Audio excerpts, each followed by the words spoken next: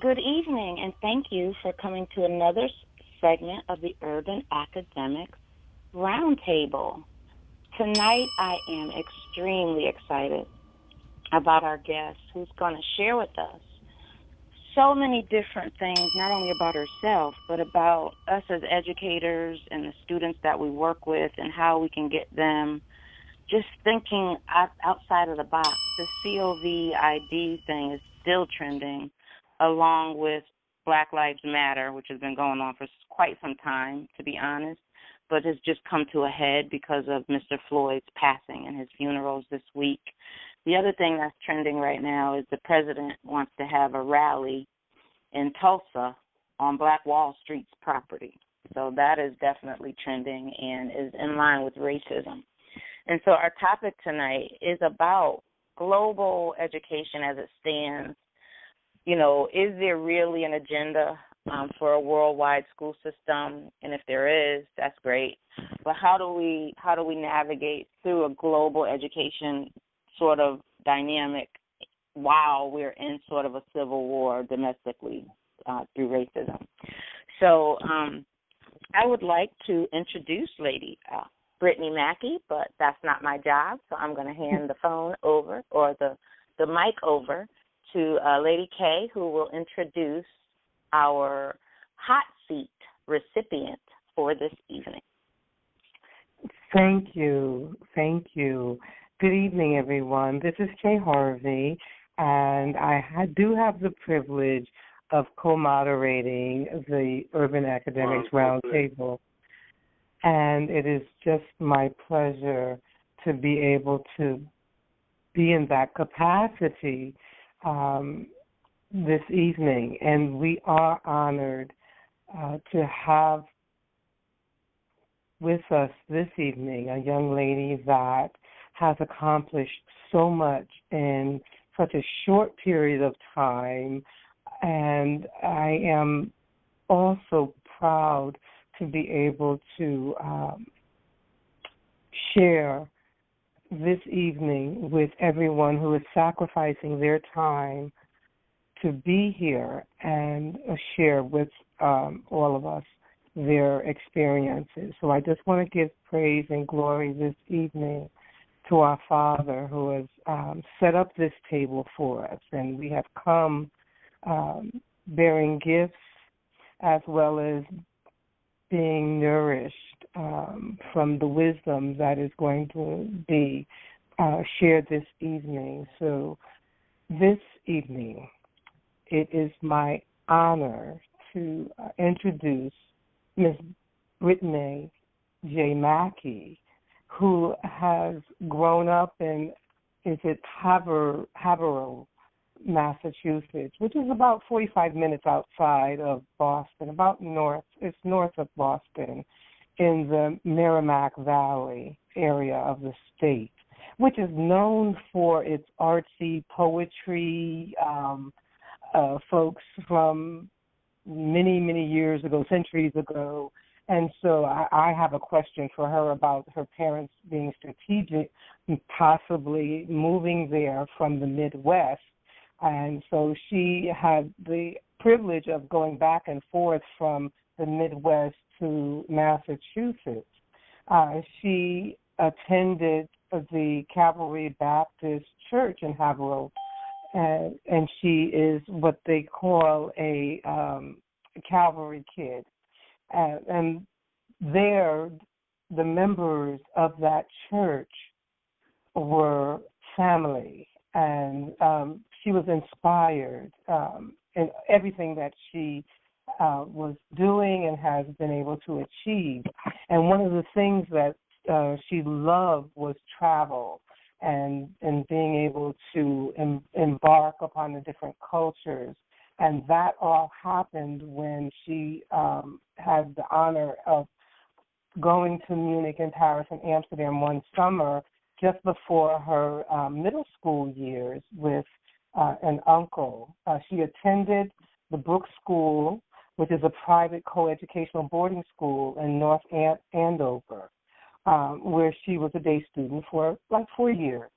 And during her time at Brooks, Brittany, she wanted to spend the summer abroad in France, but her dad was not one to let his daughter go off on his own. So he was not happy with that idea. So she spent the summer in a French language program in Montreal, Canada, closer to home, with her mom, and a friend drove her to that program. And it was about then she had the privilege of being in a 6-week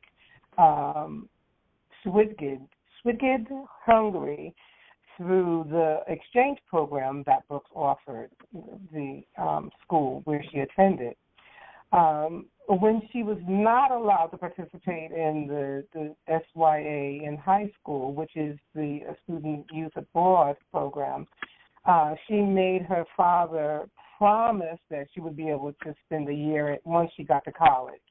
And he did stick to that promise once she did get to Spelman. She matriculated there after high school and found her niche in the Model United Nations team.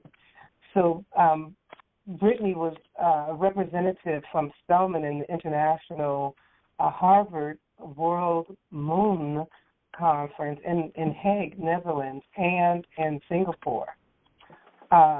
So she was able to go abroad and study in France, in Dakar, Senegal.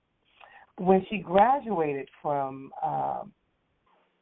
Spelman with a bachelor's of art in French and International Studies, she graduated in 2011.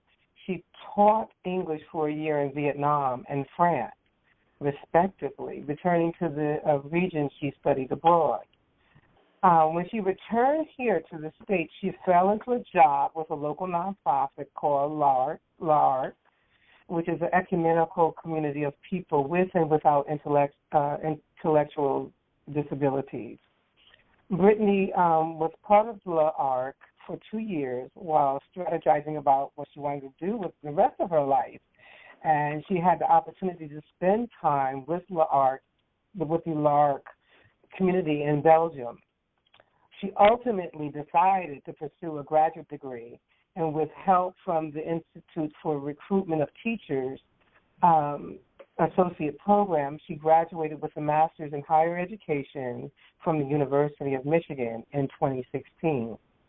So at Michigan, she was able to accompany a faculty-led course to Morocco during the spring break as an intern in a study abroad office. About 6 months after graduating from the university, Brittany returned home to Massachusetts to work advising international university students and is presently in her second position in the field.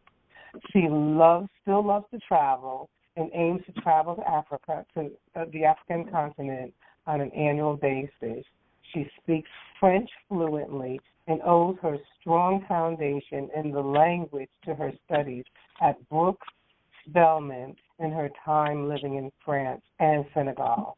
So with all of that, she comes to us equipped this evening to talk about her experiences abroad and what she encountered as she was seeking her and fulfilling her thirst and for knowledge and her dream of teaching internationally. So we are honored to have you this evening, Miss Brittany. I am again pleased to be able to introduce you to the Urban Academics Roundtable this evening. So with all of that, would you please grace us with some of your wisdom and some of your experiences abroad and what you are experiencing now in this pandemic and with all the racism and the pain and the hurt that is going on around the world. Yes. Okay. Thank you so much for the wonderful introduction. I know when I gave you my bio, that really is my full life story. So I appreciate you sharing that with everyone. Good evening to everyone. Where to start? I think something that's top of my mind right now, as you mentioned, is the racism. I actually took a mental health day today from work. It was overdue. I had been wanting to do it since I am blessed to be able to work from home during this pandemic, and I've been wanting to just take a day for myself, and I feel like it came to a head with some of the recent events. So how am I feeling about it? I personally did not watch the video, and I have no desire or plans to watch the video. I'm on two sides, so part of me is very frustrated and angry that it's taken something so terrible to make the rest of the world see what Black people have been talking about for centuries. And then the other side is hopeful that maybe we as a community, the Black community, will now have the support needed for change to actually occur. So, yeah, that's what's on my mind about that. To a lesser extent, I mean, do you have questions about that? Sorry. No. I'm sorry. Go ahead. Okay. But, you know, as you shared about my experiences, I'm happy to share about any racism or biases I experienced when abroad, but I will start with something I thought about when you were going through my bio is that I really used programs to go abroad. So my goal was always to be able to leave the country and to get outside.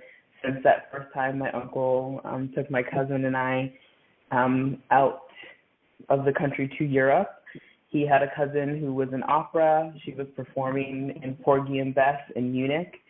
He had a lot of airline miles. He and his wife did not have children of their own, and they had previously taken my cousin and I, who was also not their child, on other trips, and this just, for them, I guess it seems like another experience, something else for us to experience. I honestly did not think much of it. I had half a year of French from middle school, so I could say, you know, like, do you speak English? And that's pretty much all I did all around Paris.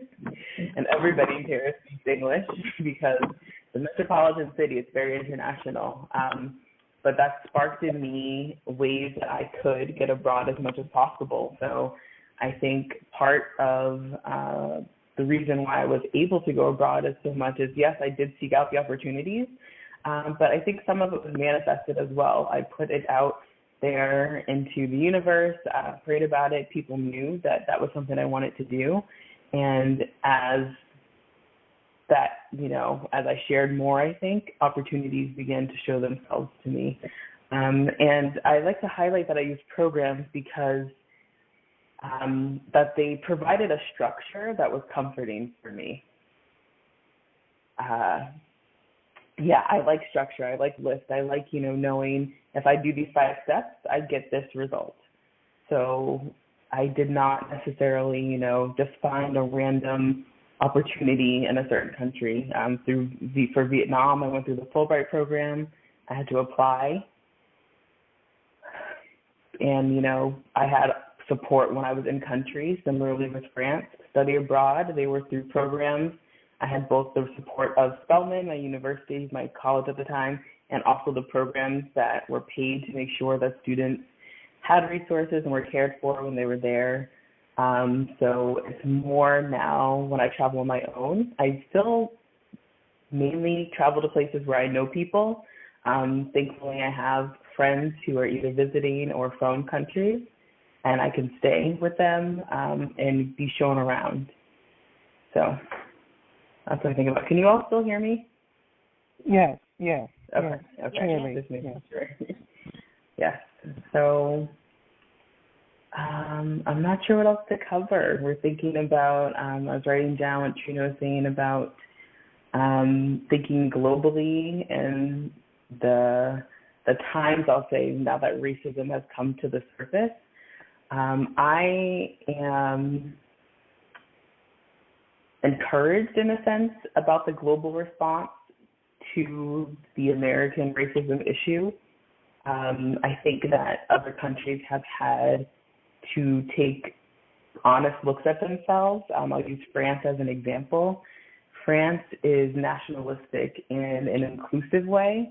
So I think a lot of times in the U.S. context, we think of nationalism as exclusionary, America for Americans. People say it that way. The French use it as an inclusive way to mean, once you're French, that's all that matters. They don't want to talk about background. If people know about their origins outside of France, they don't really want to talk about it.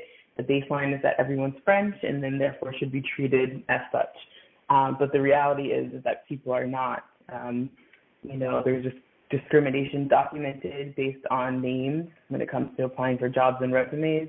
And additionally, the practice may have changed recently, but, when I was there in college and even afterward, in order to apply for a job in France, you had to include a photo or two with your application.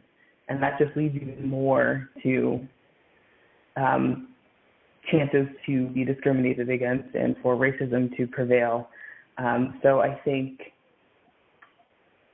what's happening in the U.S. now has really caused other countries to, I think the citizens in those countries, so while, other leaders may be condemning what's happening in the U.S., I see a lot of other citizens calling to task their own countries to address the injustices that are happening in their own country. You can't point a finger at America and not think about different things that are happening in your own backyard. One of the things, just from you, making that statement, one of the things that it brought to my mind is, do we, in regard to applications, and do we eliminate there's a question of ethnicity, race,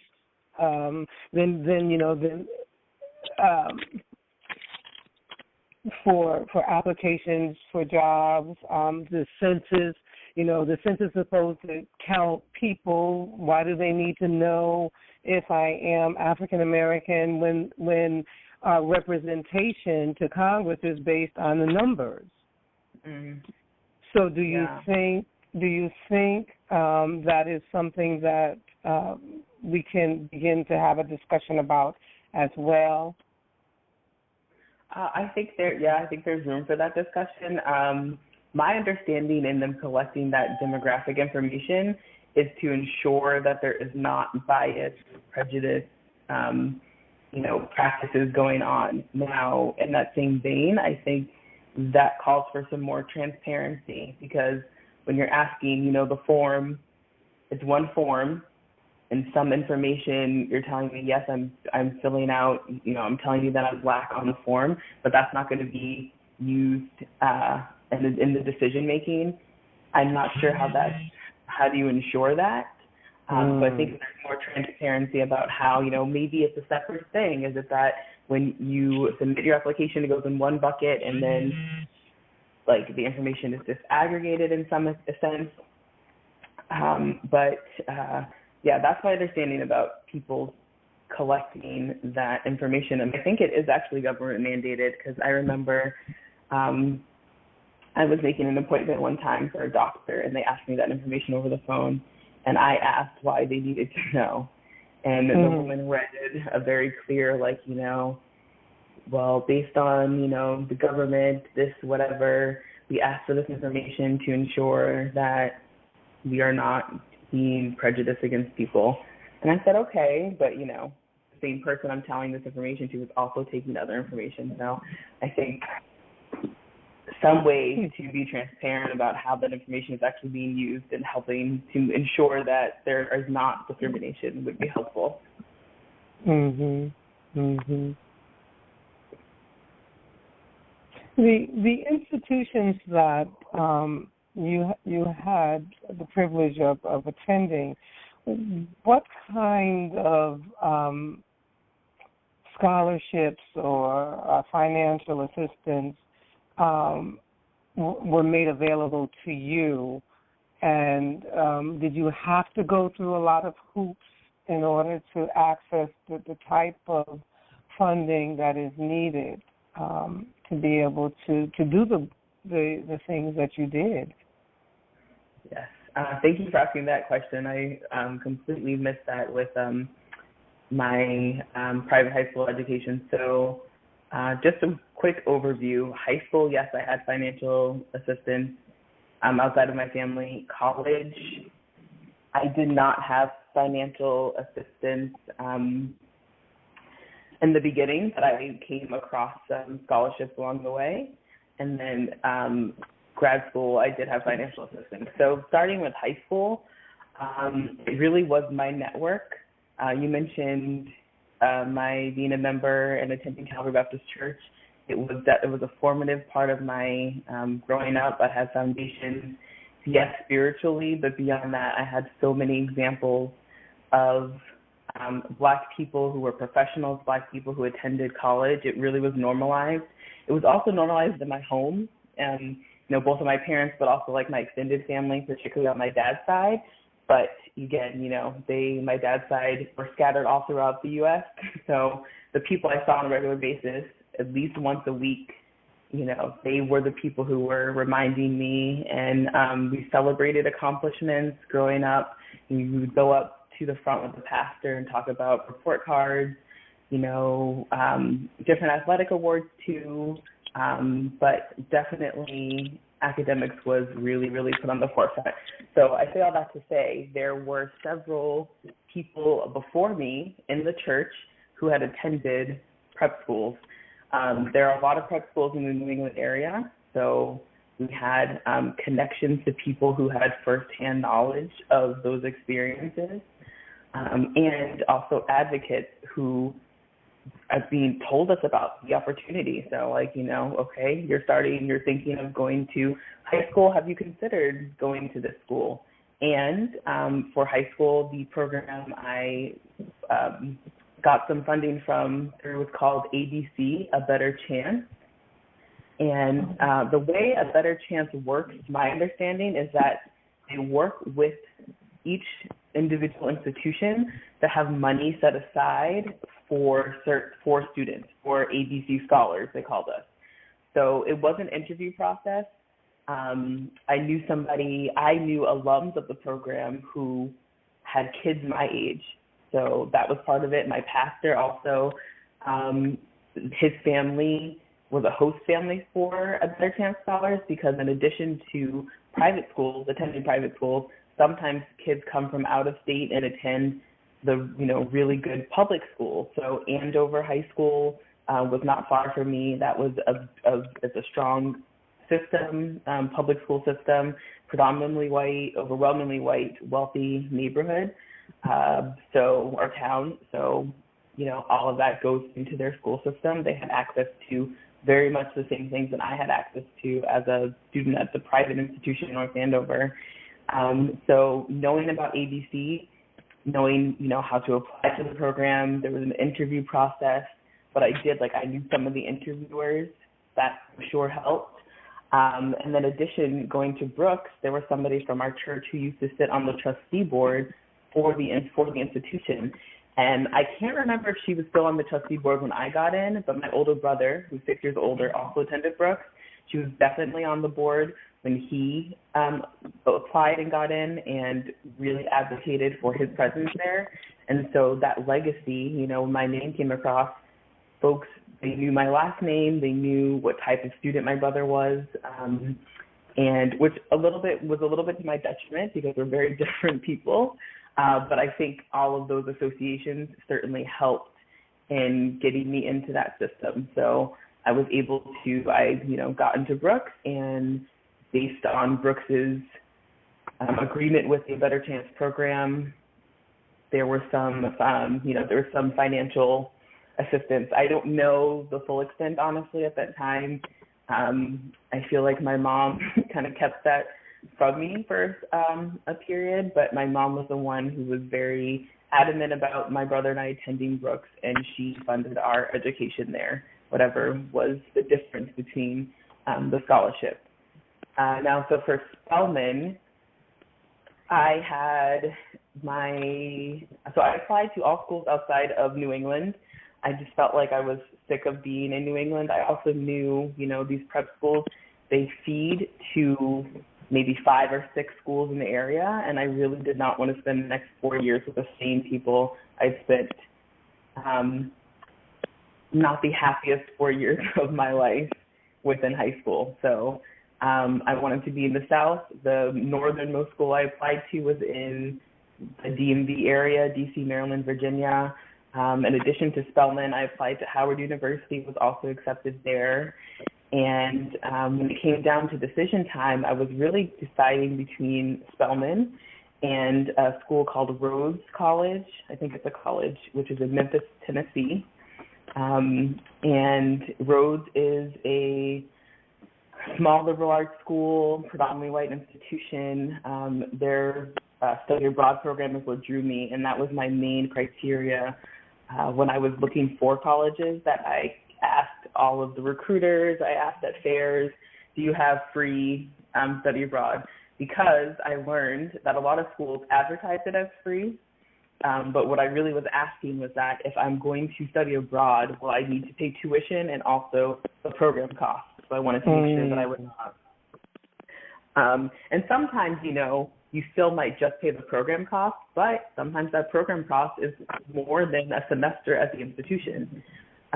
So I got, some information about that. Rhodes gave me a very large sum of money. They, the acceptance letter, I was kind of floored by the amount.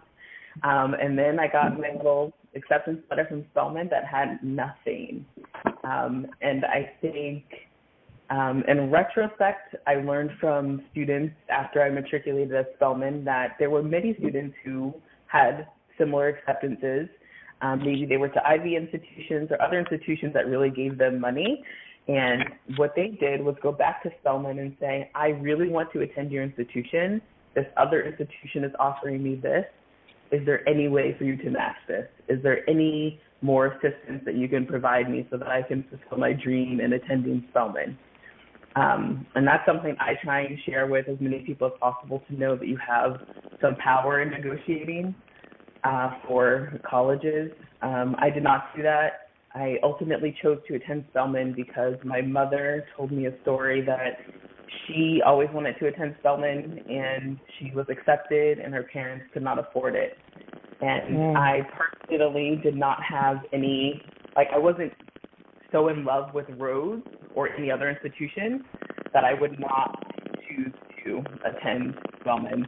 So, I recognized my mother had sacrificed so much for me, and I felt like this was the least that I could do for her. In addition, Spelman's not a terrible institution. It's #1 HBCU. It needs several lists for liberal arts institutions that aren't just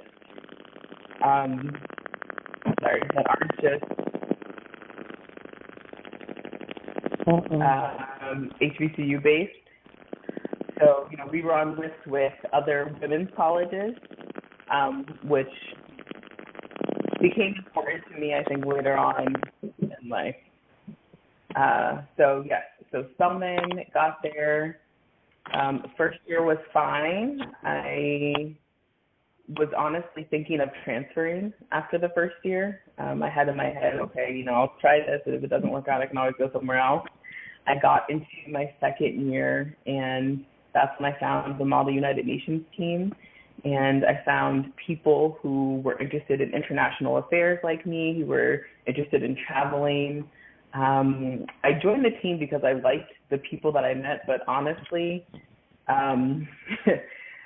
transparent moment, I knew that there were international conferences, and that the school would pay for you to go to the conferences. So I was like, let me get on this team. Now, there was not a guarantee that I would be chosen to go to the conferences, but I said, I'm going to get on this team. I'm going to do my work. I'm going to try as hard as I can to be chosen to see if I can participate.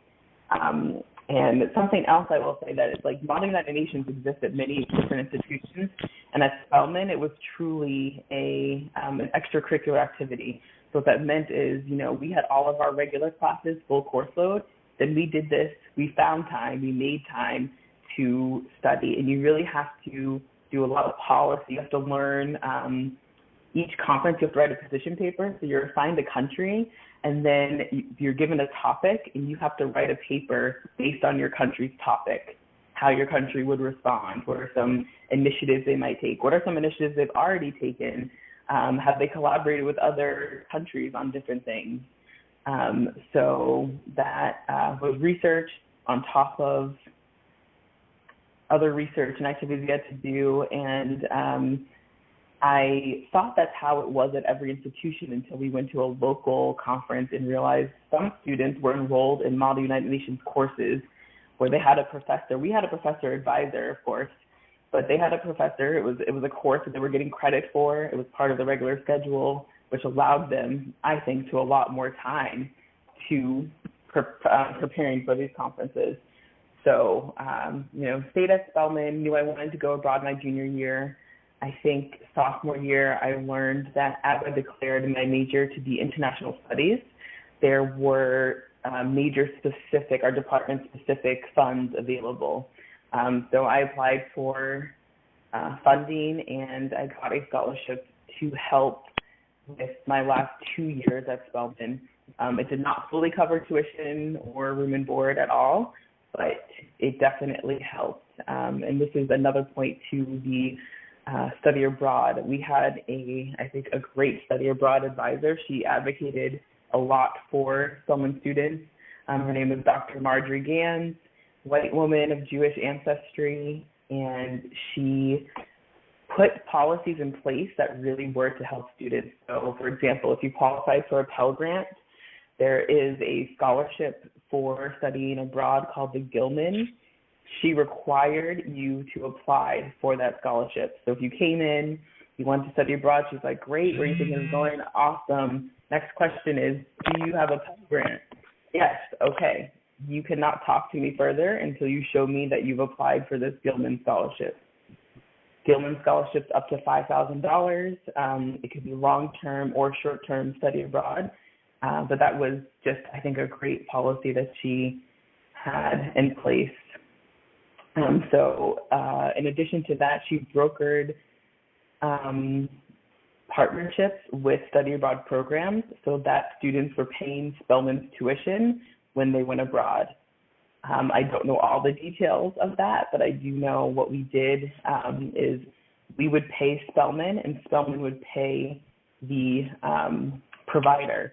And what that allowed was that if people, if you missed a payment, if you're behind on something, it was really Spelman supporting you, and you were dealing with Spelman instead of this third party trying to get money from you, trying to do whatever.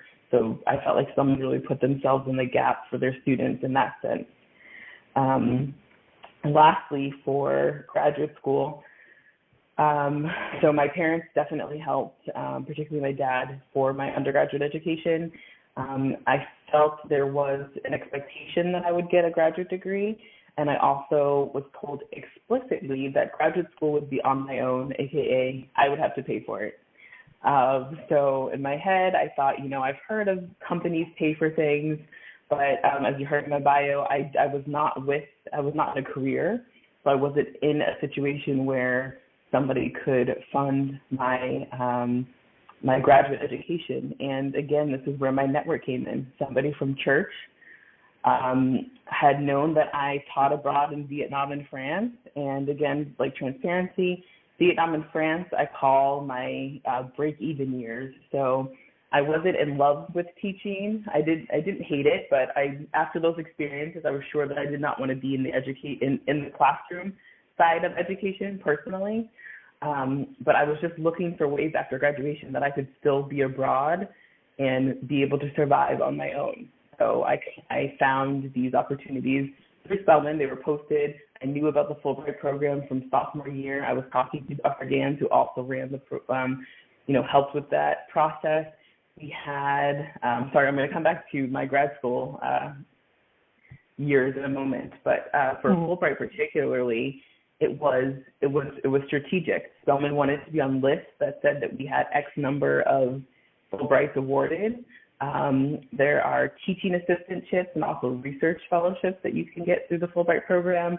So she had compiled past essays from winning awards, and we got those essays, of course, without people's names on them. And I felt like that was my formula to study. I learned, okay, for this essay, I need my first paragraph to talk about myself. I need the second paragraph to talk about why I want to go to Vietnam. I need the third paragraph to talk about what I want to research in addition to teaching in Vietnam. And the last paragraph is going to say, what are my aspirations, after I finish my time in Vietnam, what I want to do with my career, what I want to do with the things I've learned. So that made it really accessible. I know from friends in the program that other institutions had courses, again, that helped you with the Fulbright process.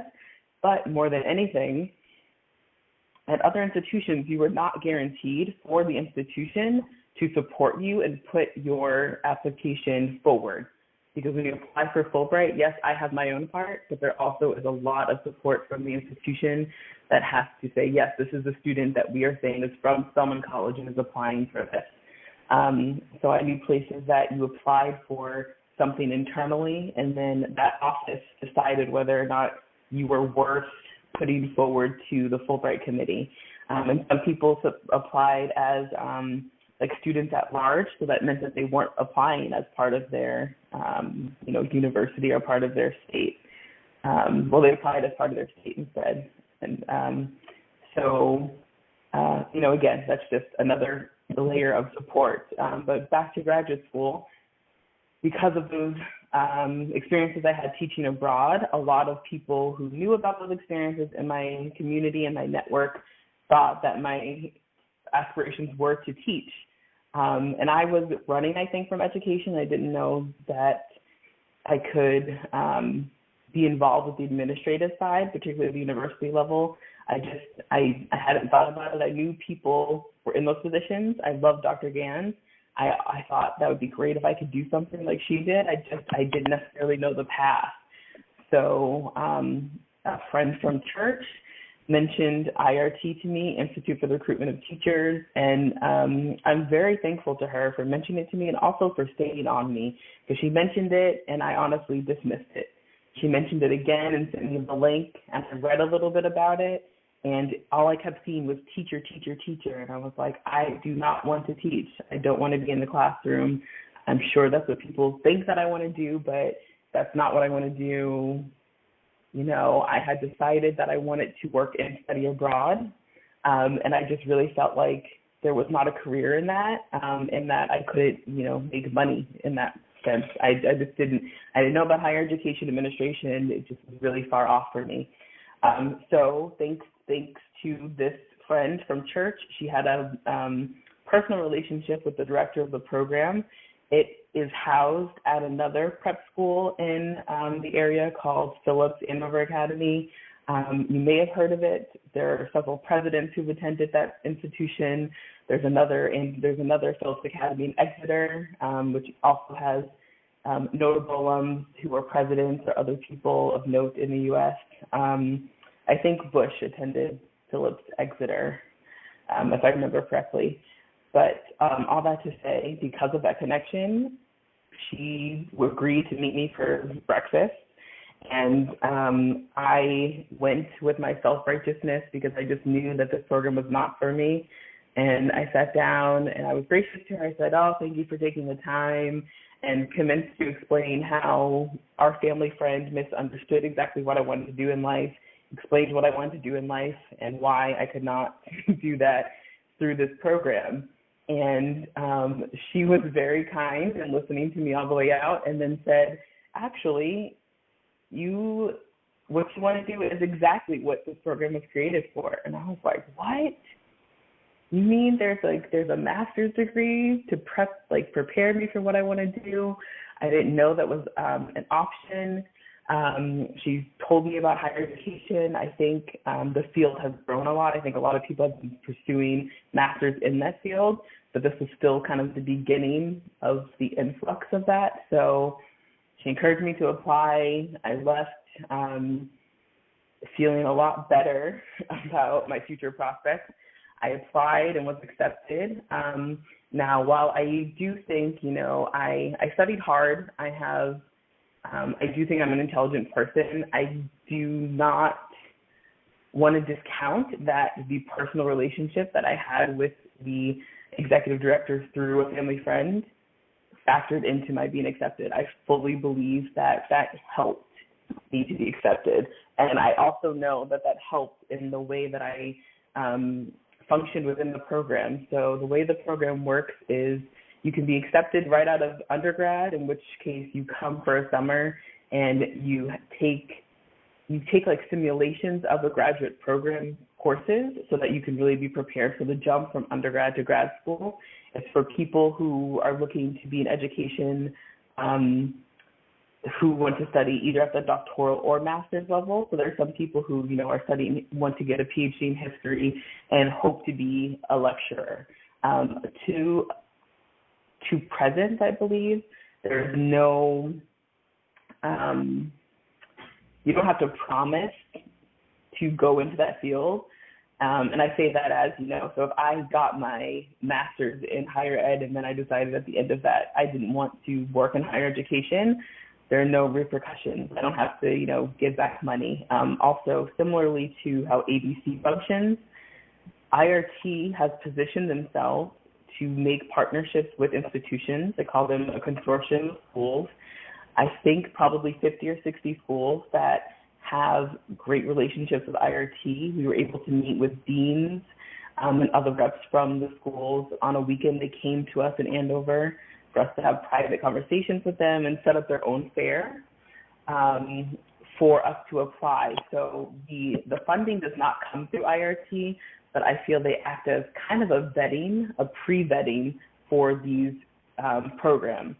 So my funding came from the University of Michigan, and while IRT does not guarantee that you will have full funding, particularly at the master's level, that's not as widely, doesn't happen as much as at doctoral level. At the doctoral level, I think it's an expectation that you are fully funded, but for a master's student, that is not the case. So no guarantees, but I am thankful. One more thing. We do have to apply for a minimum of 10 programs. They do have to be programs within the consortium. If you want to apply for programs outside, you can, but somebody walks through your, personal statement of purposes. And I felt like, again, I came up with a template, and a lot of the changes were just names of schools in my essays.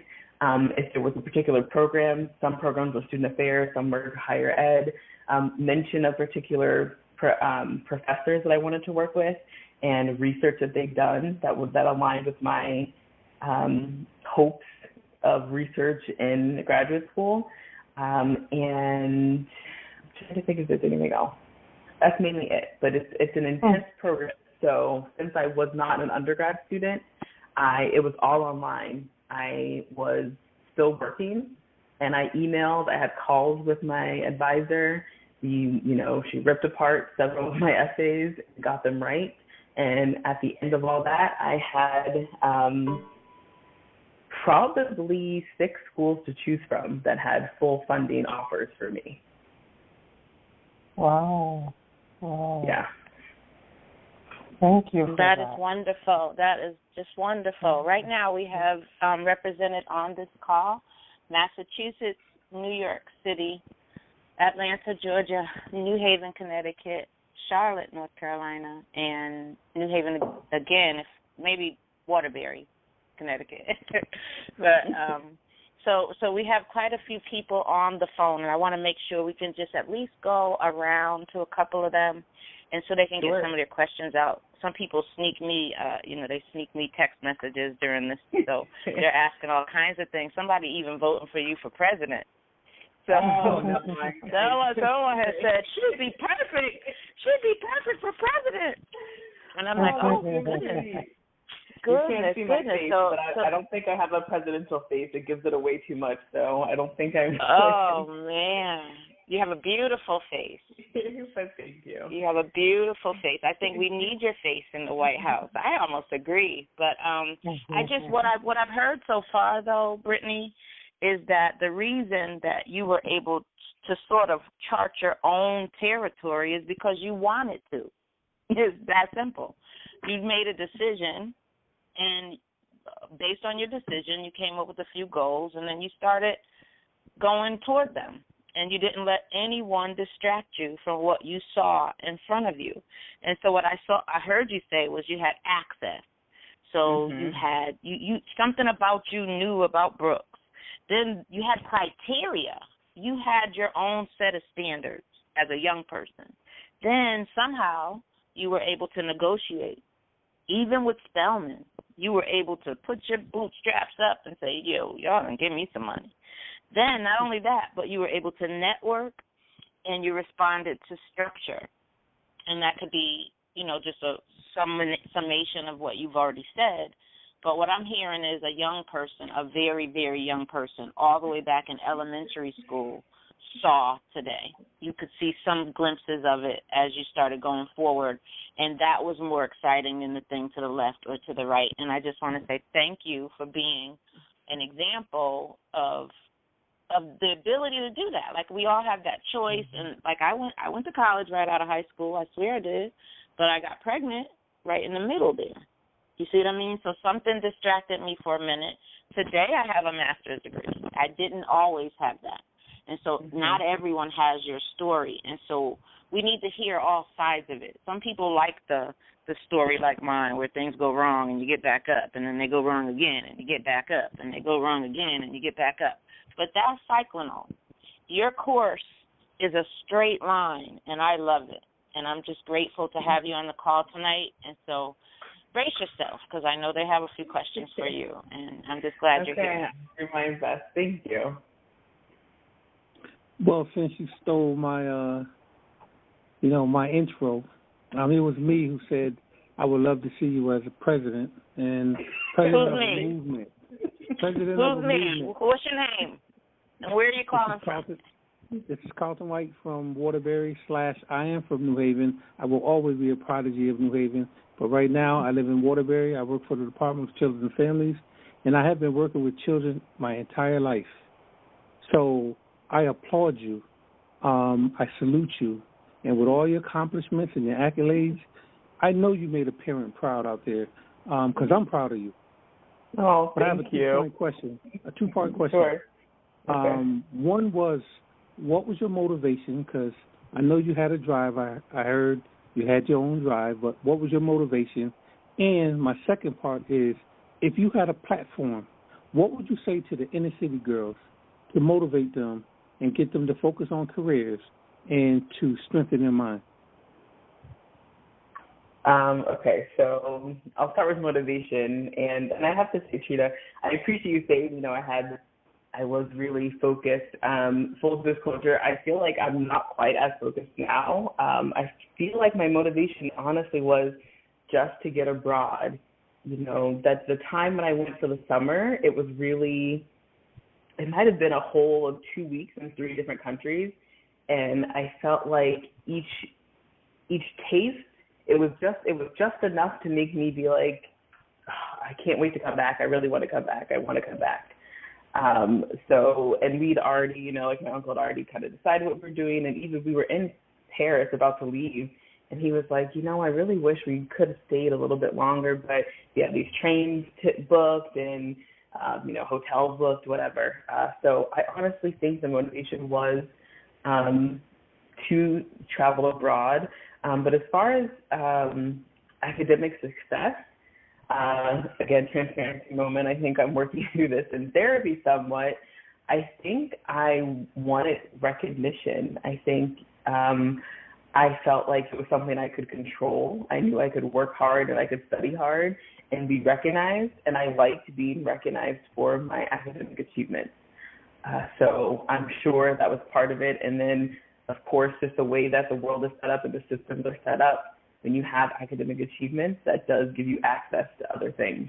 I didn't realize that necessarily at the time. I'm sure I caught on by high school, but that was not the driving force prior to that point. And then for inner city girls, again, full disclosure, I'm not an inner city girl. I am a product of the suburbs. Now I will say, Spelman, the western area of Atlanta is considered, I'm sure, inner city. It is gentrifying, but what I say to them, or my platform, I think my platform really is just like figuring out systems and then telling people as much as I can how to get around systems. So I love figuring out how things work and then like giving people the cheat codes in a sense, So with inner city girls, I would love to just hear from them because I think that they could access similar things that I did. It might not look the same way, but I would love for people to know, like, this thing exists, it's out there. Let's figure out how you can get there. And then more importantly, once you get there, this is how you make the system work for you. Because there's a lot of systems out there that are not created for us. But as soon as I find out about something, I want to share with everybody. IRT, I've told everybody, anybody who is ever thinking about getting a graduate degree, I tell to look at IRT, even if they're not looking into education, because at least it's a plan B. I feel like it's a system that works well, and have the support once you get to other parts of the system. Interesting. And you're very articulate too, so I really appreciate that as well. I have a daughter. My daughter is she works for the government. She's in Virginia. She works in D.C. She's the deputy commissioner for the Department of Defense. So when I see young African American girls doing their thing, I have to applaud them and tip their hat. And I just wish more can get focused and stop worrying about the little things and think big. Shoot for the moon. You don't make it, you be amongst the stars. Thank you for sharing that with me anyway. You're welcome. Yeah, thank you for your question. I feel like I might need to hit up your daughter to figure out how to get into the government. Well, you can hit her up because we know mutual people, and we'll go through Trina and make that happen. Okay, thank you. No doubt, my son is starting a new job in D.C. come July 1. So we plan on meeting him there to move him in. So if you want to join us, Brittany, you can join us in D.C. for July 1st. We're planning on just coming through to just wish him well. And he doesn't know it's a surprise that we're coming. But he is, I never dreamt of having a son in academia. I'm a master's level social worker who works in education and mental health. So I have a little bit of both, on both sides of the spectrum, so I can speak to either or. And for him to fall into academia and literally be a dean of anything in any school is just, I know that has to be God's plan. I know it has to be God's plan. So we are academia. We really are. We are people involved in motivating students higher, and that's the acronym for PMOSH. But I have a question for you, Brittany. Now, you made a comment earlier around,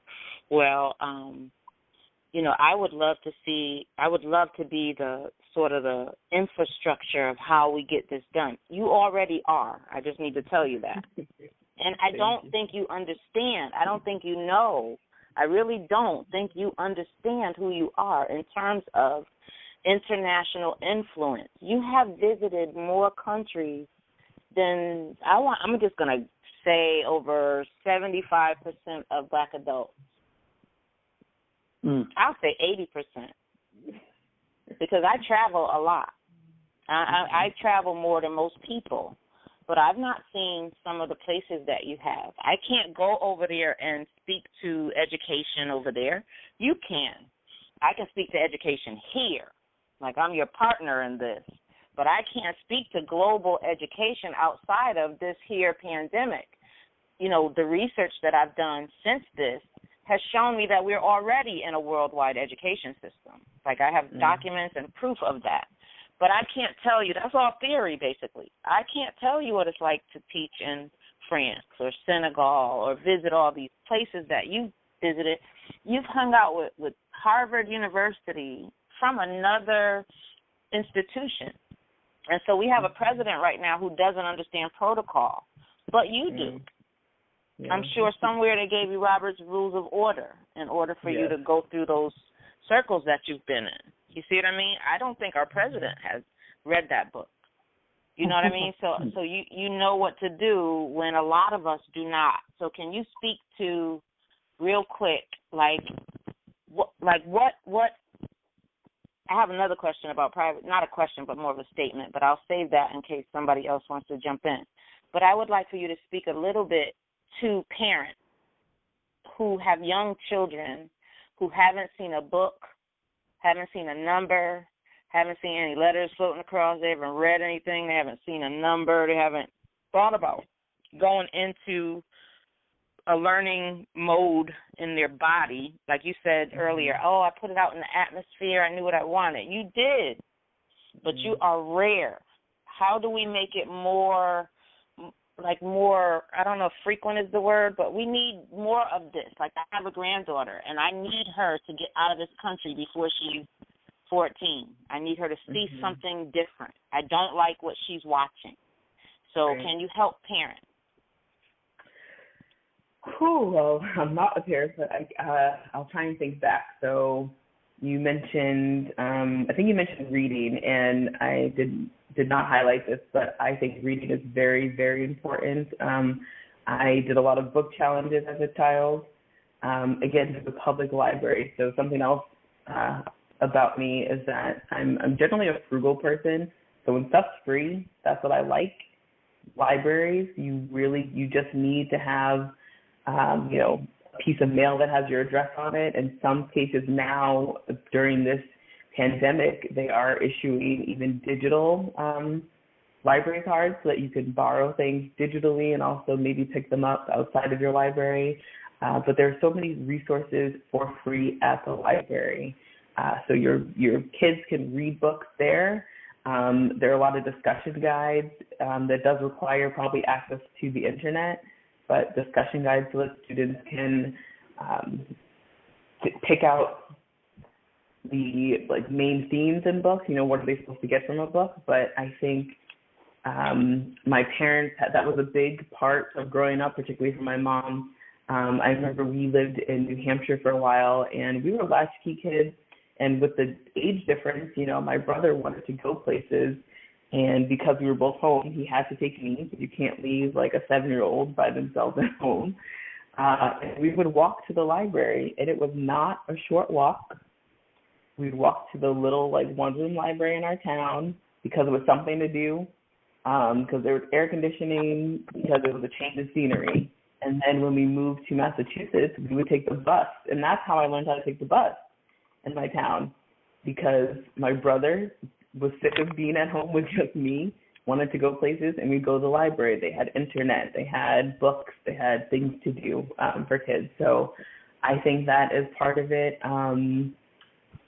Getting involved locally, I think, is important too. Again, I got a lot from my church, but a lot of that information came from people knowing about local things. My church, not everybody is from the same town, so you hear about different things. If you live in another town that has more resources, we were still hearing about those things because somebody lived in that town. So I think learning what local resources are available is important. I'm trying to do that more currently. I think it's easy for me to tune into what's happening nationally or even internationally, but what does my town provide? What's going on? So those are the main things I can think of. And educating yourselves as parents too. The library has resources for adults as well. How true it is. One thing that's surely missed at libraries is the fact that a lot of our homeless would hang out there all day. And by law, they could be there all day as long as they didn't go to sleep or they weren't a nuisance.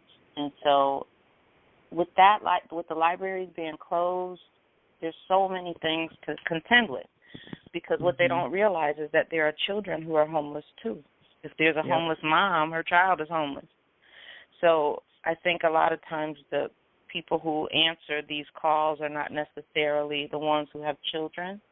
And like you said, you don't have children, but you can speak to what should be done for a child because you've been a child with parents.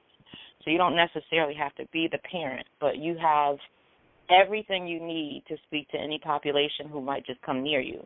and I mean it, because being at PMOSH for all these years, one thing that I know for certain is that books can definitely take you away. Like, they can take you to where you want to go. I raised my children on read everything. Read everything. The information is where? And they would say, in the words. Where's the information? They would say, in the words. Where's the information? In the words. Read that. Walmart. We read everything. So part of how I know a lot of what I know is because I can be in a line, and instead of just standing there, I read every single thing I see because I want to know. I want to know what's what. Overseas, I can't. When I leave the country, I'm on vacation. I've never thought about. I'm serious. I have never. This is so awesome to me. I hope I'm not the only one who's in awe, but I am in awe. I am just in awe, and I just. That's what I am, in awe of how young you are. Can I tell them how old you are? Sure. Brittany's 31. What? Guys, she's 31. So can you imagine what 41 looks like? Think about it. And then she's just getting started. She hasn't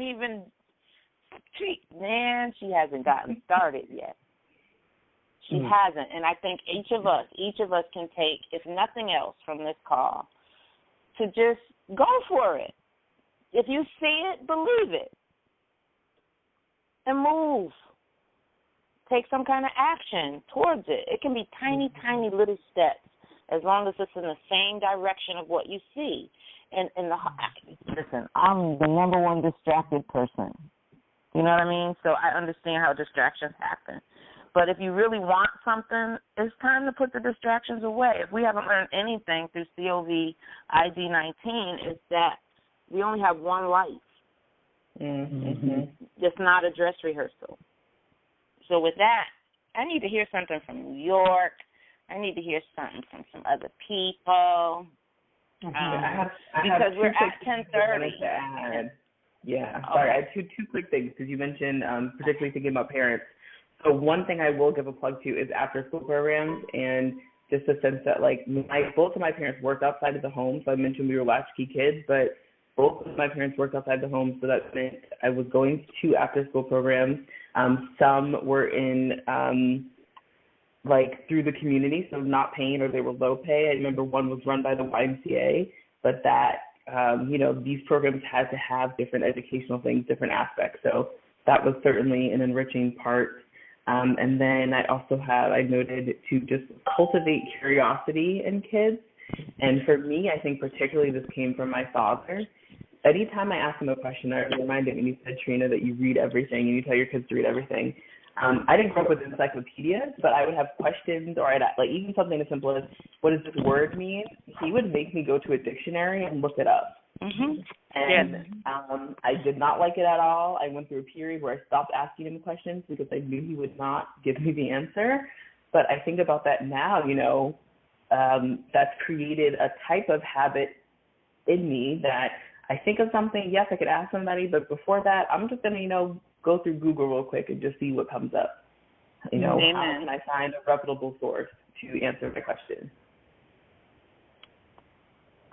And that's research 101. Like, if you're reading something and you run across a word that you're not familiar with, you should automatically go to a dictionary. And that's what I teach every single child. Like, the first order of business with a tutorial service is to get them reading so you can see where they are on their own without some kind of an assessment and all that big, crazy stuff.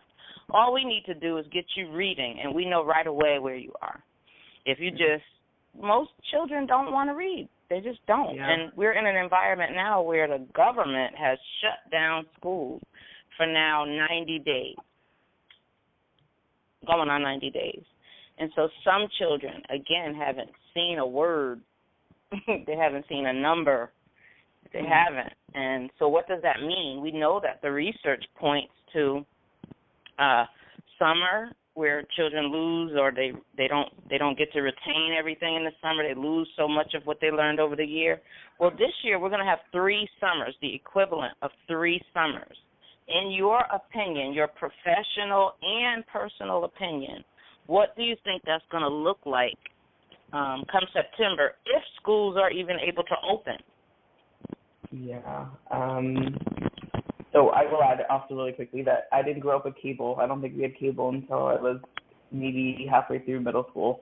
And I'm not totally sure if that was planned by my parents, but, you know, PBS is very educational. That's their basis. So that's just something else to think in mind. There were fewer distractions because there were not streaming services and the such. But what do I think that's going to mean for students? I mean, I can speak mostly to the university level. We're already seeing that with Gen Z, they have different needs. People call them maybe like a microwave generation. I think their attention spans are reduced a lot of times because things are so instant. I find myself, the more that I was consuming things online, you know, a 3-minute video felt like an eternity because I was so used to things just coming so quickly. This Gen Z as well is used to personalized services or personalized approaches. So, you know, the structures that I just raved about that worked for me, for 10 students, those structures would have to be modified to fit their specific needs. And it's more work on a teacher side, it's more work on an administrator side. So I imagine that with the 3 summers, there's going to be a lot of enrichment needed. I think professors are probably going to need to make some concessions, maybe become more flexible or inventive for what types of assignments that they are assigning to students. I'm not sure how it will actually be made up, but I think there's going to be a lot of flexibility on the service providing side, so from institutions, from teachers, in order to make sure that students can get back up to these levels and maintain them. So how do you feel about artificial intelligence for learning? I don't know if I know a lot about it. I don't. Well, it's happening. It's here. It's here. Just like your grocery store tellers, teachers are about to be computers. Mm-hmm. Like now, that's where we are. That's where we are. Like now, right now. They've been testing since 2010. They started implementing in 2014, and where we are now is virtual learning. The schools that have already implemented never missed a beat. For example, my son works for Achievement First Schools, and he has been working behind a computer since the state was shut down. Their students have not missed a single day of school. They have matriculated this whole time. That's not true for a lot of kids that I work with here in Charlotte. You see what I'm saying? So it depends on your system and whether you have matriculated into that early enough. And so I don't know if many schools have done that, but it's already happening. And so think about the lady who used to say, "Hi, how are you today?" and you put your groceries up, and so you get a little bit of social interactivity just saying something to the lady. But now there's one lady, and there's like 18 little things, and you can just go around and buy your things and walk out the door. And even Starbucks is closing because we don't want to be social anymore. So I just think about it that way for teaching, even if you don't understand. Artificial intelligence, just think about it in terms of us replacing people with robots. I mean, I think there's something about the human connection that cannot be replicated. Maybe I'll say yet, as far as computers and artificial intelligence. And again, that brings me back to like Gen Z. That is another critique of the generation, that they're not as social and they don't know how to have those interactions. And until, if schools are headed that way, maybe workforces are too. But from what I've seen, there's still a lot of social interactions in the workforce, how to conduct yourself in a Zoom meeting, how to write an email to somebody. These are things that I see students not necessarily having those skills, knowing those things, and there's still requirements to be successful in the system again. So maybe the system will change by the time that they are the ones in the careers. But for right now, I think if it's completely artificial intelligence, completely devoid of social interaction, I mean, I'm an introvert. When we started working from home, I loved it.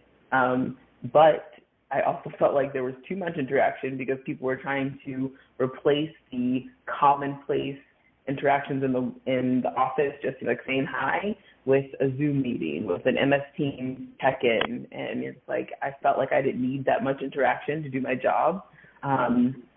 But I also, from my experience, knew how to fake it, for lack of a better word.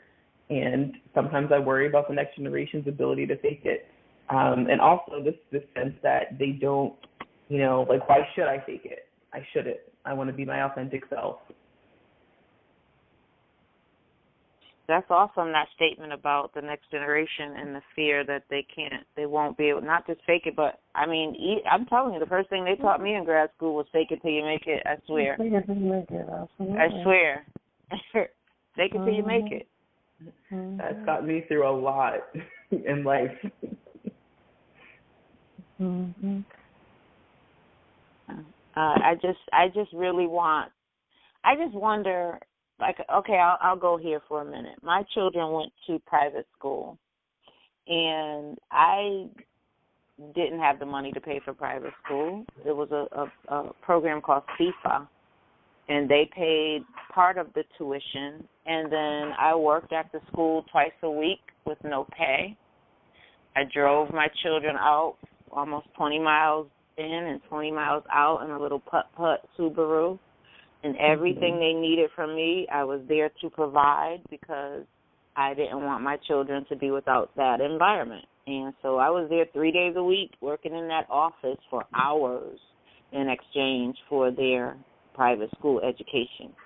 And I don't regret that. I don't regret that sacrifice. I just do not see it now with this generation of parents. Like, I was really young with my children. Very young. I had my first child at 19. I was between my sophomore and junior year in college. So I was a baby, but something in me knew that my children were special, that my children could not be like everyone else's children, and that the sacrifice was on me. And so help me, even though you do not have children, I just want you to I just want you to speak to that. So when you mentioned working at the school, I will say my mom has said several times, I think, again, being up here, New England boarding school, I think it's one of the best kept secrets to work at the institution because you get housing a lot of times. You have access to the dining hall almost year round. When the school shuts down for the summer, you'd have to, buy groceries on your own. But even as a day student, I had 3 meals at the school, paying less because I wasn't living there. But the only real difference was that someone came to pick me up so I could go sleep in my bed. But I had breakfast, lunch, and dinner at the institution. And when you work there, while policies may change a bit, there is a discount. And oftentimes, if you work there long enough, your child can go for free. So that I think it's a lot about sacrifice. And I point again to, I think I know my parents sacrificed. And I'm grateful for them sacrificing. I don't think they threw it in my face, but I do feel as if a responsibility was also put on me so that if I decide to have children, I have a standard. I could not imagine burdening my children with college debt, and that's simply because that was the standard that was set for me. And I think each generation we try to do better. So, I feel like I would be like, how dare I take advantage of the things that my parents sacrificed for me and then not work to be able to pass the same thing on to my kids.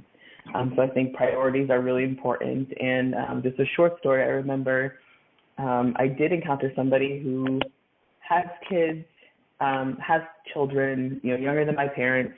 They're younger than my parents. And I remember, they were living abroad. Their husband's company paid for their housing, beautiful home. Everything was great. And I remember talking about college with them and, where their kids were thinking of going. And the person said to me, well, that's their decision. It's their debt. And it stopped me in my tracks because to me, I was thinking, how are you giving them all these materialistic things right now, but not planning for their educational future?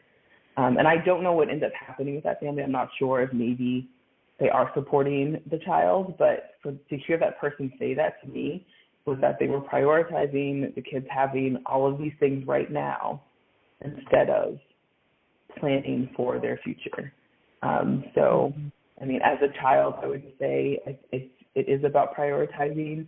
If you can have some transparency with your children, I'm not one to think you burden children about what issues are going on, with your family financially specifically, but it's important for kids to understand the value of money, the value of financial planning, what that looks like. If somebody else is having this new thing, okay, well, we're going to the thrift shop or we're shopping here because of this thing. And they might not understand in the moment, but I'll tell you, I grew up shopping at thrift shops. We were going there before it was a cool thing. And when it became a cool thing, that was a difficult thing for me because I was like, thrift shops have been around forever, since before it was cool to wear somebody else's clothes. And I didn't have that hard time with it. My brother struggled with wearing secondhand clothing.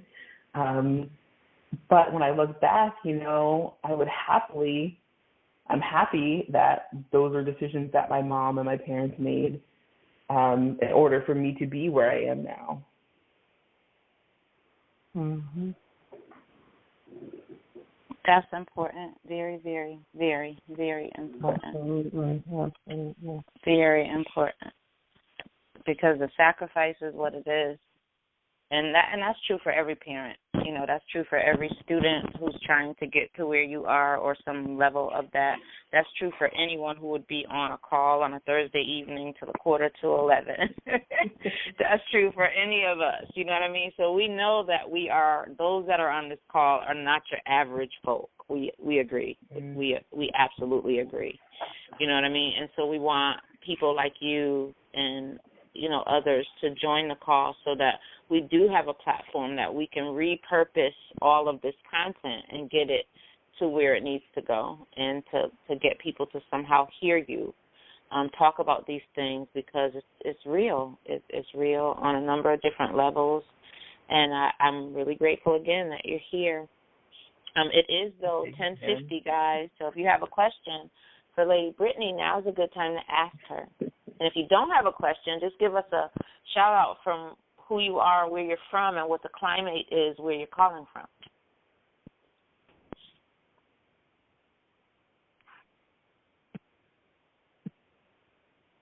Yeah, you know I don't like silence. I will jump right back in there. I don't like cricket. At least introduce it so we know that there are people on the line. Honey, yeah. Several people on the line. Why are you so shy, guys? I can see you. I have a platform. I can see you. This is Carlton again. I want to talk about some social media stuff because right now I'm an angry black man. I'm pissed off. I'm not going to hide my anger. I'm mad at what's going on in the world. The pandemic, I'm mad at that because they're really messing up socialization. I don't know if you know anything about the Agenda 21, the depopulation of the world. I'm mad about that. They're targeting blacks. I'm mad about that. And then what I'm really, really, really mad about is the fact that they got this billionaire who don't know nothing about medical, and he's running the whole medical field. Like, I don't understand because he got money, and I'm talking about Bill Gates because that's his virus out there. So some of y'all may not know. Some of y'all may know. I work for an organization called Welcome to Reality, and we talked about, we research social media. We've talked to some of the most powerful people in the world in terms of social media. We've been to their homes in Massachusetts, all over Connecticut, abroad as well as in Canada. I mean, we've been all over the world, really, and this stuff has got to be talked about. We got to wake up our people. So my question to you is, when you were in some of them other countries, were you dealing with any kind of well, first off, how were they responding to what's going on in America? Because I know we're public enemy number one, the black people, and America's public enemy number two. So when you were at some of them other countries, did you have to deal with any racial tension, seeing that people looking at you probably thinking, you're not from here because you probably look different than some of them? Were you dealing with any racial tension in some of them other countries? So I'll stick with like Vietnam, France, and Senegal. Vietnam, yes, in a sense, but so much of it really was curiosity. That country was closed off from the world for so long. They knew Black people existed. I was not in a major city. I was in an up-and-coming tourist city that had a lot of Russian people there, like Russians who were investing. They were opening businesses. They had their kids in school there 6 months out of the year. They were living in Vietnam. And so, yeah, there were moments where, I got stares. People took pictures without my permission. People touched my hair a couple of times. But most of the time, the overwhelming majority, it really was just curiosity. I could tell. It's like they could not believe their eyes. I am a fat Black woman, so they're like my body they probably hadn't seen before. My skin, I have natural hair. Sure, that was new to them as well. And then when there were moments where people were not so nice, at the time, my Vietnamese was enough to give them a little piece of my mind, for them to know at least I feel I had enough Vietnamese for them to know I wasn't just a backpacker passing through. So they knew, I know what's going on here. I know, how things work here. And it was enough to shut them up. It wasn't just, I came for a weekend for, the beaches type thing. Mm-hmm. Right.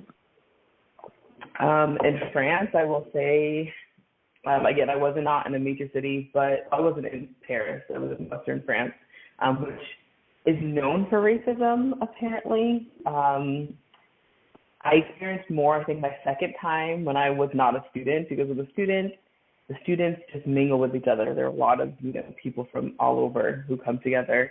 I think, honestly, as a Black woman, I experienced less than, like, my Black male friends that I met who live there. And again, France was just really, really in denial about being racist. Everything was, everyone's French. We don't want to talk about it. We're not like the States. I will also add that of the time when I was in those countries, excuse me, I need to grab water real quick. Excuse me. I was in those countries under the Obama administration, which I know overwhelmingly made my experience more positive. France's approval rating for Obama, both terms, was way above even what the U.S. was. So that certainly helped. But I saw instances, I'd be walking with friends and French police would stop all the guys in our group for no reason, go through their bags. They weren't violent toward them. Excuse me again, violent as in harming their bodies, but we know there's emotional violence, so I'm sure that had some effect on them. I also know this was not the first time that they had encounters like that. It was a bit shocking for me because while I knew things like that happened, I really, I was like, this happens in France. I imagine this happening in America, but not necessarily outside of it. Senegal was different. Senegal was really uplifting, I think. Even from the moment I stepped off the plane and we were driving, just to see billboards that were all Black people was mind-changing. I'm coming from Spelman, coming from Atlanta, where there's a large Black population. But to really be surrounded by every single ad to see people who looked like me, varying shades, was very uplifting. Now, in that sense, there were times where, depending on what I wore, so if I wore something more traditional or just in general, I felt like I could pass a little bit. When I got my hair braided, I felt like I could pass a little bit in the sense where they thought that I was Senegalese or from an African country, like I should say, where they thought I knew my origins outside of the U.S. I did have friends who said that they knew I was American by the way that I walked, which I've heard from different things. And I'm like, okay, that's fair. Though as soon as I opened my mouth, I did learn a little bit of the local language, but still, people knew. And there's a word they use in Senegal for foreigner. For people who've read Roots, you hear Tubab. That is from the Wolof language that's widely spoken in Senegal. And it really means foreigner. It was really, yes, probably created for white people. And at first I took offense to it, but the more I think about it, like I am a foreigner. I was not from there. So I don't think I didn't face any like discrimination. Senegal honestly is a very welcoming country. They have a word called Teranga in their country that talks about hospitality, and they, like that as a people, they strive to be hospitable. So those were my experiences. Okay. And you persevered through all that. Good for you. Who knew? I mean, like, who knew? I love it. I love it. And hungry too. I was only there for a short time, and I knew this because we had Hungarian students who came to our school. Hungary's Easternish Europe, so sometimes they may have not treated blacks so well, but honestly, they had like an obsession with black people, particularly black men. Hungary's a very white country, so I mean that's nothing new to see an obsession with black men, but that was interesting to experience firsthand. Why just the men? Can we clarify that a little bit? I honestly don't know. I mean, we might have to ask the Hungarian women. I'm not sure, but I mean, I traveled. There was a kid from my school who's black, Cameroonian, who grew up in Nigeria, so international student at this school, went to Hungary, had started dating a girl who was an exchange student, and we went over anyway. All that to say, when we went places, it's just, I don't think they just like gravitated toward him. And there were a handful of mixed kids, all of whom had a white mother and a black father. So I'm not totally sure. I do know Vietnam as well. These are places where they do recruit for athletics. So in soccer, like I met Nigerians in Vietnam, some of whom were studying because there was they had a new kind of partnership with the school. It was a London-based school that had campuses in Nigeria and also Vietnam. So there were some Nigerians there for that, but there were also professional soccer players who were given Vietnamese citizenship to play for the Vietnam team. Wow. So. Well, people, it's 11 o'clock. We have really, really, really enjoyed this conversation. I'm sure we can just go on forever because I'm still in awe. I really am. I think you are awesome in so many different ways that, I can't articulate them all. But I'm glad that you were able to share your personal and professional experience with us, and I hope you run for president one day. Absolutely. I'll be happy to work behind the scenes. I'm not laughing. I'm serious. I didn't think about it, but now I am. I didn't come up with it. It was Mr. White that came up with that. But it wasn't me. I'm in agreement. Like, I don't like these politics. These politics get on my nerves. But if you were to go run, I'd jump on the bandwagon, and I would be screaming loud and sparing not. I sure would. I see myself behind the scenes, so maybe in support of somebody running for president. Absolutely. Well, I mean, first of all, one of the things we need to know about the presidential position is that it is an international one. We think it is a domestic one. It's not.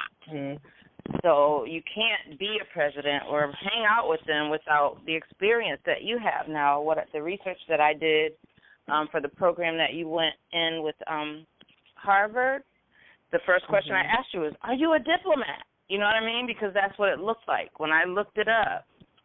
Because I'm a researcher. I'm one of those, too. I mean, I study. So when I see something I'm not familiar with, I want to be familiar with it. And so I looked all that up, all of it. And what I found was, oh, my God, Brittany Mackey is a diplomat. Wow. And you never know who's a diplomat, really, because we know over 50% of the population is a diplomat, something like that. The number is outrageous. So, and diplomats are not necessarily supposed to tell you who they are. Right. So we'll leave that right where it's at. But, lots of people are diplomats that we wouldn't think were. So, and that's because the government needs spies here and internationally. So they spy is a bad word. But, they need people. We always want to out people who are spying here. Like, we do the same thing. Right. So I just think it's so exciting. And I think if we can get young people involved earlier and thinking outside of their neighborhood, we'll be on the right track.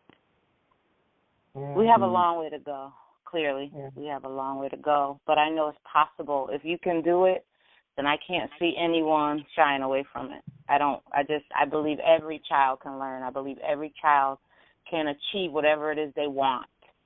You have to first want it, though. You have to make the decision, like, what is it that you want? And then do you really want it? And then if you do, then why not put 1, 2, and 3 together? Like, what direction should you be going in to get it? I think you've done that, and I'm really glad that you did.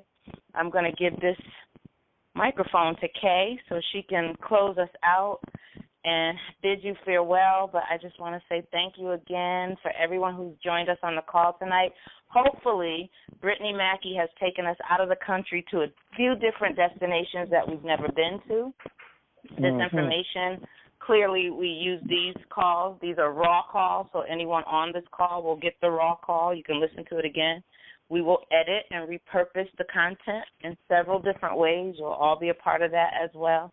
But anyone live tonight will get the raw call, so you'll be able to listen to, us chat in the middle and all of that before edit. So thank you again. There's no way in the world you would be on this call right now if it were not a pure sacrifice. So I have to say thank you again. Lady K, take us away. Thank you, Brittany. Thank you. We are just so grateful again for you being here and sharing with us. And as we take away, one of the things that struck me is your focus. And so as we leave tonight, I hope that we can focus on what is needed for our community, for our children, for our families, because there are so many distractions right now going on. And one of the things that you were talking about was the fact that you didn't have as many distractions because you were focused. And so we thank you for that. I think that is something that we can use as we talk to our parents, as we talk to the young people in our communities that are dealing with so many distractions right now, even though they are, quarantined at home and having less access to some of the resources, but there are still the distractions. And so we thank you for sharing your experiences. I did have the privilege of being able to read your bio, and it's just astounding what like you said, your parents and the sacrifice that they made, the sacrifice that you made to be able to accomplish all that you have done in the 31 years that you've been on this earth. God bless you. God bless everyone that is on this call that has a mission that has brought you to this call. Again, we sit at this round table to be fed. We were nourished this evening, and we thank you, Brittany, for serving us, for serving the young people that you serve in your advisory position at Bentley. We thank you for the sacrifice that you made with the time that you've given to be here tonight.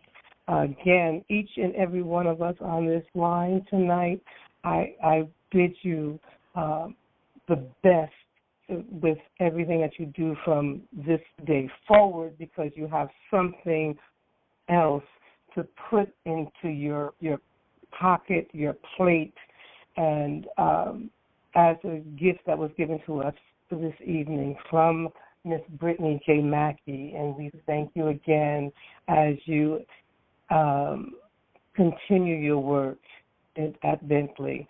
Everyone, have a blessed evening, and we are so honored to be able to honor you and everything that you do going forward. Blessings to each and every one of us. Good night. Good night. Thank you.